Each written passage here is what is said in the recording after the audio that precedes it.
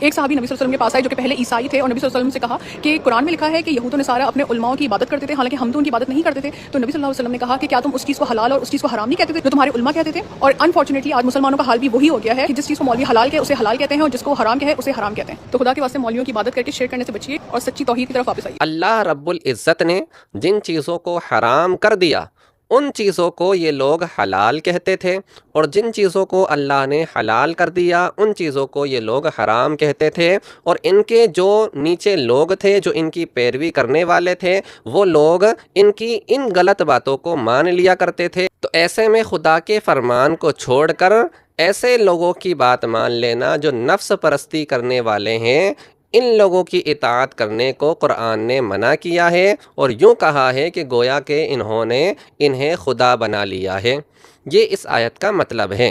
یہ مطلب ہرگز نہیں ہے کہ علماء پر اعتبار نہ کیا جائے، ٹرسٹ نہ کیا جائے، جیسا کہ یہ محترمہ بیان کر رہی ہیں.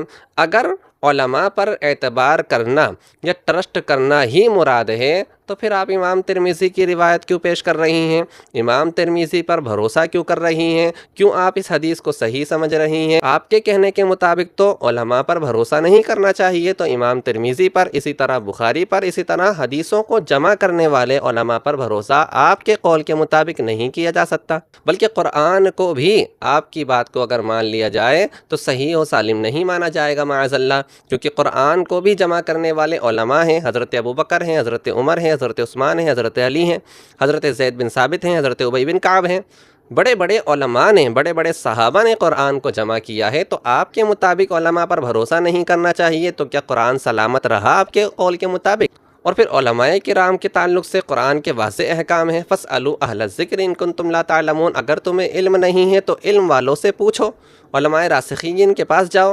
علماء کے گروہ سے بزن کرنے کا ایک ٹرینڈ چل رہا ہے، اور اس کو ٹرینڈ کو آگے بڑھانے والے ایسے ہی آپ جیسے لوگ ہیں. اسپین کی تاریخ اٹھا کر کے پڑھیے، واضح طور پر آپ کو مل جائے گا. عوام کا پہلے علماء سے ٹرسٹ ختم کیا گیا، اس کے بعد میں اسلامی حکومت ہی جو 800 سال سے وہاں قائم تھی ختم کر دی گئی. اور پھر آپ کا پردہ نہیں ہے، بے پردہ ہو کر، بے حیا ہو کر آپ دین اسلام کے تعلق سے، علماء کے تعلق سے لوگوں کو بزن کر رہی ہیں.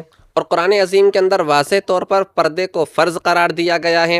احادیث میں پردہ کرنے کی ترغیب دلائی گئی ہے، پردے کو ضروری قرار دیا گیا ہے. لیکن آپ پردہ نہیں کر رہی ہیں، گویا کہ آپ اپنے نفس کو، اپنے حکم کو خدا اور اس کے رسول صلی اللہ تعالیٰ علیہ وسلم کے حکم کے مقابلے میں رکھ رہی ہیں اور اس کی پیروی کر رہی ہیں. تو اب آپ دیکھ لیجئے کہ یہود و نصارہ کی طرز پر کون چل رہا ہے.